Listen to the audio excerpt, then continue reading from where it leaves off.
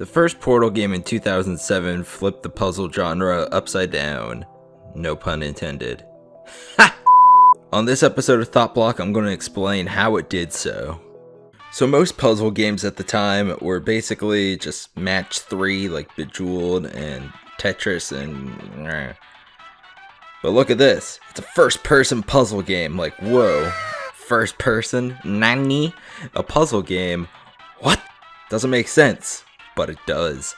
Boiling it down to the simplest possible, you have a gun that shoots portals. With said portals, you can shoot it on specific surfaces and you could come out the other side.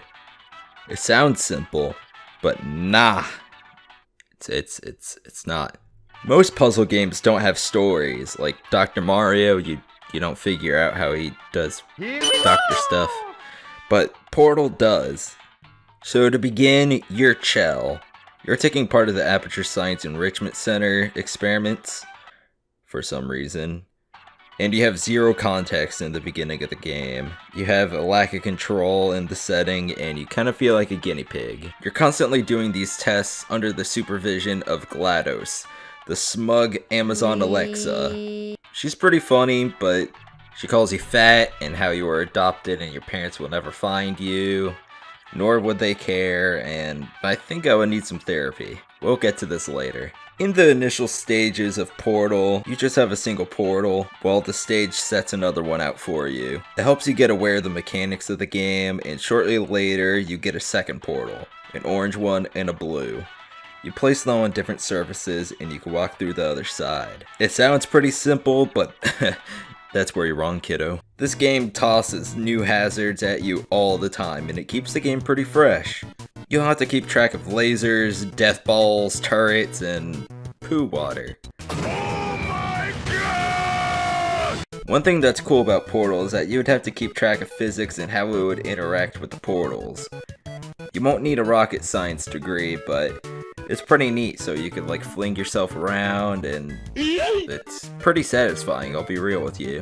Like, very satisfying. At least this loud. The game isn't too difficult and only has 20 or so levels, and it makes you think outside of the box, especially near the end of the game. This is where you start to notice how eerie and empty the facility is.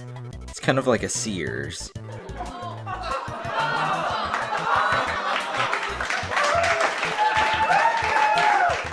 On top of that, everything and their brother's trying to kill you. Just before you're tossed into a fire, you're like, nope, I'm out. You bust out of there and you start running around the non-testing areas of Aperture Science. The level design in these areas is actually pretty neat. You get to use the portal gun in different ways and it makes you feel like you're breaking out of the system. Alright, so once you get past there, it's time for the end of the game.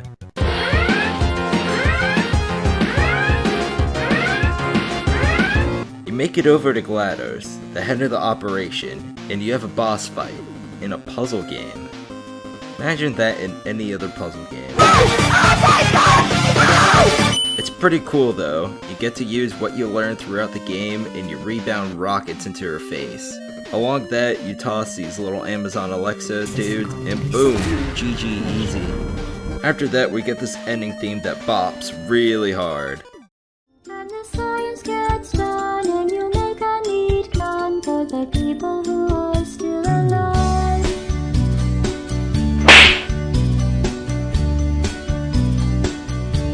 I'm not even angry. I'm being so sincere right now. Overall, I love the first Portal game. It gets overshadowed by the second game, which does everything this one does, but better. It's still super fun to play regardless, and it's relatively short with 20 or so levels, but I think it took me around 2 or 3 hours when I first played it. The first Portal game paves a way to the sequel, which comes out in 2012, and I would say play it. Good game.